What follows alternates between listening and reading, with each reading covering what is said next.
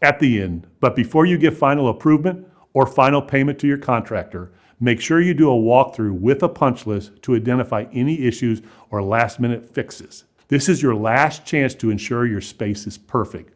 Look at the walls and the ceilings, the painting, the floor, and anything like cracks or nail pops. Trust me, there will be a lot to look at. Go slow and take your time.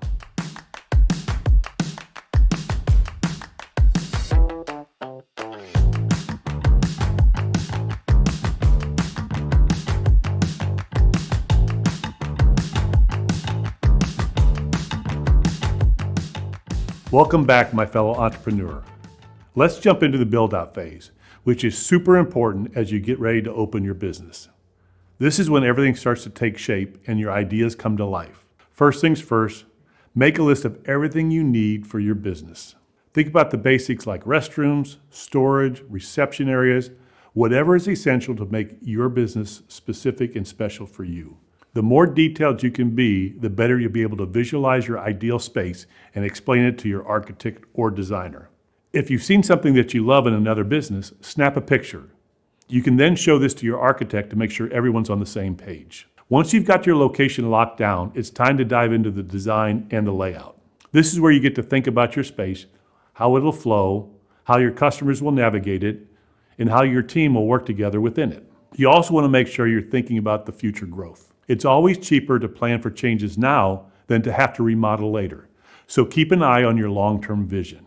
Now let's look at budgeting.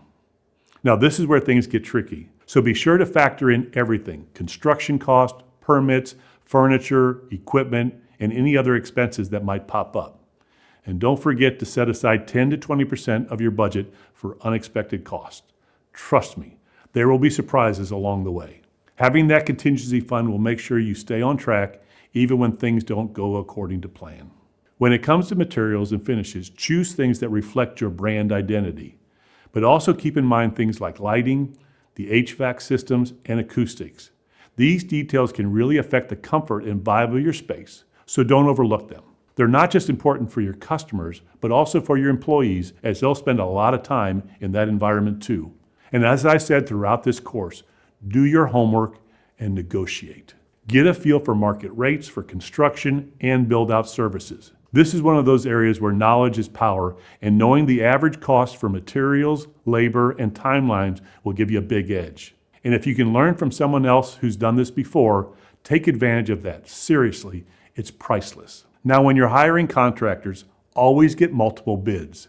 This will help you compare prices and services and also give you a sense of the quality of their work. Look at their experience, ask for client references, and use these bids to leverage or negotiate for better terms. And keep in mind, different contractors might have suggestions that either can improve your design or save you money.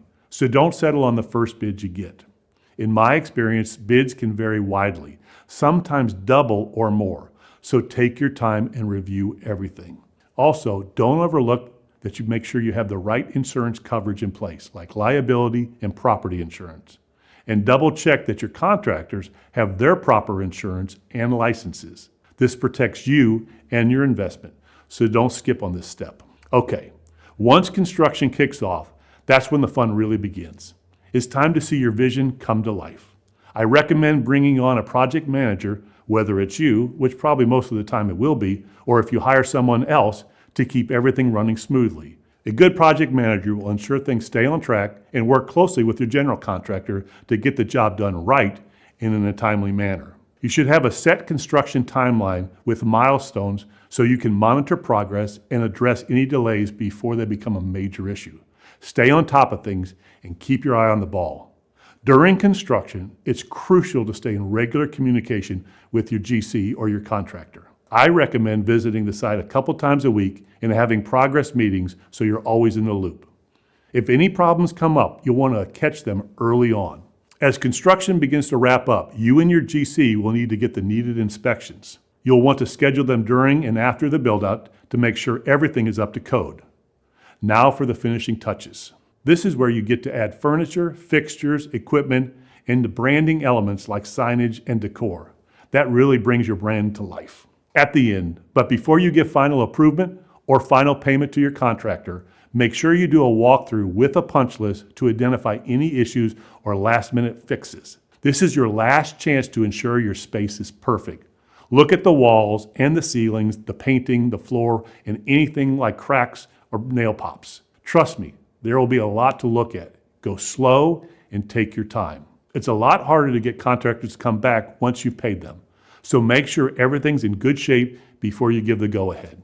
I know this whole process can feel overwhelming at times, but remember, it's about taking it one step at a time. Do your homework, stay focused, and let's get this done.